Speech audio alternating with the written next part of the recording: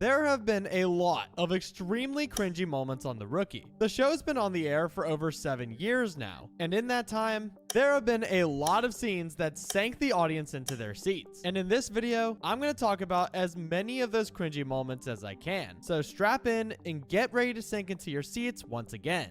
The first moment that I could think of that really stands out is all the way back in Season 3, Episode 14, Threshold. Remember when Lucy had to do that undercover operation? The one where she had to cook for those guys? Well, during that operation, Tim had pulled Lucy over. And what was Lucy's plan on getting out of this safely? By flirting with Tim. And I have never seen more cringy and awful flirting in my life. When rewatching this episode, I was so tempted to skip this part because it was so hard to watch, especially knowing what they eventually become. But just listen to some of this. License and registration, please. You don't really need that, do you? You should come to the party after work. We'd have fun. Yeah, I bet we would. They could have at least tried. The second moment, or should I say moments, that I want to talk about is any time that any of the characters mention clip talk.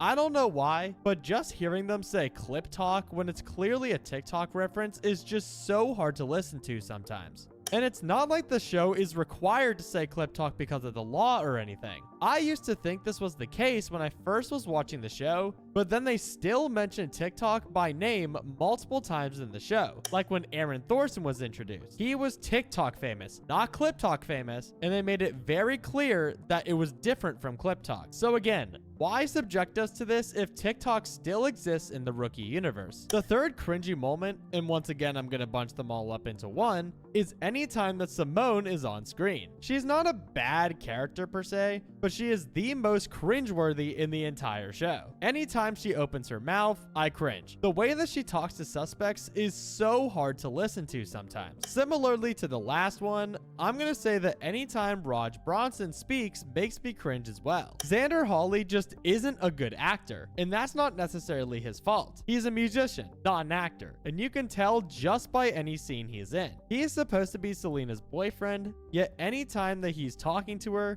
he looks like a stick that's about to snap, and then he'll say some of the flattest dialogue imaginable. Wow, that smells amazing. Thank you. I did a couple semesters at culinary school before I devoted myself to music full time. What is this? Do Selena some justice and give her a boyfriend who's actually able to act. But while I'm talking about Selena, I'm not gonna let this super cringy moment about her slide. The entirety of her stop that she made in Season 5, Episode 3, Die Hard, is a cringe fest. The way that she talked about the dark aura and the bad feeling that she was getting during the stop and completely violating that woman's rights in the process was incredibly hard to watch. But hey, she was correct, so that means everything is okay in the end, right? There's a line in Season 4 that made me want to barf as soon as I heard it. In Season 4, Episode 21, Mother's Day, when Tim and Ashley are talking about the Hawaii vacation and making sure they were on the same page, Tim says the line, "I think we are magic together." And he says it in one of the worst ways ever. I mean, I think we are magic together, but Yuck. If someone ever told me that we were magic together, not be seeing that as a good thing. I've got a word for you that should make you cringe by just hearing it. Cholin. Did it work? Because if just hearing that made you cringe, then good luck rewatching over a quarter of the scenes in the first 4 episodes of the show. The entire concept of Nolan and Lucy being together was awful, and every moment they had together is worse than the last. It's clear that Alexi was going for a Castle and Beckett thing when writing about these two's relationship, but trust me, they are no casket. Speaking of cringeworthy relationship stuff, I want to say that a lot of the last few episodes of Season 7 and Chenford are really cringy to me. It's not Eric or Melissa's fault. It's the writers and their stupid will they won't they snippets that they keep adding in. They're talking about baby names, the April Fool's makeout sessions, just those types of little moments. I like Chenford as a concept, but the way they're writing it makes them hard to watch. They either gotta make them date or not date. But this in-between stuff is horrible to sit through. Back in the beginning of Season 7, when Miles and Seth were introduced, there was an exchange that happened that I couldn't help but gawk at. When everyone was leaving the briefing room, Miles meets Tim and Lucy, and when Miles first sets eyes on Lucy, he wants to have a TO swap, but he says it in one of the grossest ways possible. Is it too late to ask for a TO swap?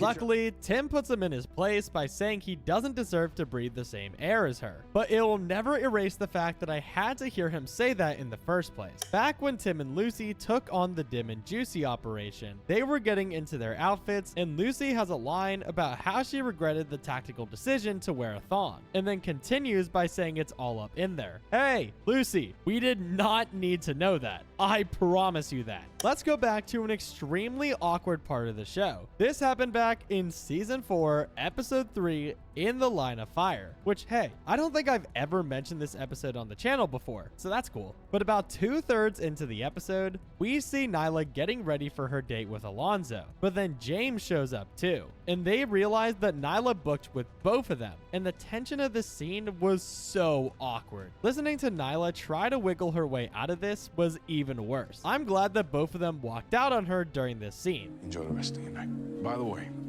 you look amazing. I just kind of wish that James didn't come back though, but that's just me. Next up, I want to talk about the entirety of season 6, episode 3, Trouble in Paradise, involving the vlog style filming. There were a lot of issues with this episode that made it uncomfortable to watch. Number 1, the style of the episode felt really off, and that made it hard to sit and enjoy it. Number 2, Nolan and Bailey can't seem to have one normal interaction as a couple. I'm going to go more into them as a whole in just a minute, but I wanted to highlight this episode specifically. This episode takes everything I'm about to talk about and brings it up to a 100. But don't worry, I'm not going to make you listen to any of it.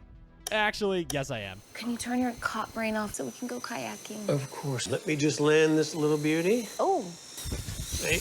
Some of the ending or beginning scenes that involve them are really hard to watch. I just think that the chemistry between Nolan and Bailey's actors is non-existent, and this bleeds into the show. I'm not someone who says they need to break up immediately, but the scenes that Nolan had with Grace were so much better and were easier to enjoy watching. Next up, I want to jump to season 4, episode 12, The Knock, when Tim, Chris, Lucy, and Ashley are all having dinner. Watching Lucy and Tim being way too friendly with each other while Chris and Ashley just sat there, it's an instant skip when I rewatch the show. I think this is one of the scenes in the show where I physically can feel my stomach churn while watching it. Imagine being in their position and watching your partner and their friend basically ignore you and their partner for each other. I am not a hater of Skip Tracer Randy. I actually think that he's pretty funny in the small bursts that he appears in. However, there's 2 moments of his that I can think of where I was cringing really hard. For this first one, I couldn't help but think, there is no way this guy is that stupid, right? It's the scene in season 5, episode 20, STR, where Nolan, Harper, and him are at the station, and then he receives all of the death emojis, and he thinks it's just some inside joke. The face that Nolan had during this scene is the exact face that I had while watching it. I give this one more of a pass because the scene after it is so funny. Hey, drop the German! Now for the second cringy Skip Tracer Randy moment, and this was in season 7, episode 17, Mutiny in the Bounty, when he visited Chastity at her work after hitting it big. He brought a whole bunch of gifts there and started to propose his love to her, and then he actually proposes to her. And watching him do this was so hard to watch because Chastity clearly didn't want any of this. And then watching the sugar daddy discussion was not any better. Randy's really got to have some self-respect. So this one's more of a funny cringe than a bad cringe, but I just wanted to mention it anyway. Let's head back to season 3, episode 9, Amber, when Tim and Lucy were in the shop. Lucy decides to mess with Tim by confessing her feelings to him. Tim then starts to sputter and has no idea how to react, and then she starts uncontrollably laughing and reveals that it was a joke to prove that she has the ability to fool people. Watching Tim sputter and be uncomfortable made me uncomfortable watching it, but it was more of a WTF way than a I hate this way. Now, I want to talk about a cringy plotline that was very early into the show, back in season 1. Remember the episode where that woman got electrocuted and basically fell in love with him? Watching her infatuation as a whole was pretty difficult, but I think the worst part was when she pretended to be Ben's date just to get close to Nolan, and then he finds her undressed in his bed. The longer I watched this, the harder it was to sit through. I felt bad for her because of her husband, but her and Nolan's interaction transitions, they were just painstaking. Next up, I wanted to talk about something that was more about the writers than the show itself. Because while I have my gripes with how Jenna Dewan delivers her lines, there was no possible way to make this sound good. Back in season 7, episode 14, Mad About Murder, Bailey was promoting Amazon Prime in the most obvious way possible. But like I said, with the way they wrote it, not even the best actors in the world could deliver these lines and make them sound not forced. It was so hard to listen to. Amazon Prime. Glove, belts, cleats, add to cart, same day delivery, yes please. Flag football is saved. I didn't even think about this one until I saw something about it online yesterday. Back in season 1, the rookies had to make that fake LAPD recruitment video, and it includes a trope that I find incredibly annoying in media: making good actors act terribly, because they can't act badly. That is the point. They are good actors for a reason. Why make them act badly? The next moment I could think of is in season 7, episode 13, 3 Billboards. I wanted to point out a specific moment about this, but I'm gonna say that the entirety of Rachel's appearance in that episode was cringe. She was extremely drunk throughout the entire episode, slurring her words, stumbling everywhere, being overly flirty with Miles, being pretty hostile with Lucy. All of this is completely out of character for Rachel, and I hated watching it. I feel like a broken record saying phrases like "this was hard to watch" or "this was uncomfortable." However, I think both of these apply here. And those are just some of the cringiest moments in The Rookie. Make sure to hype up this video if you're on mobile to show me some love, and subscribe to see more videos like this one. Thanks for watching.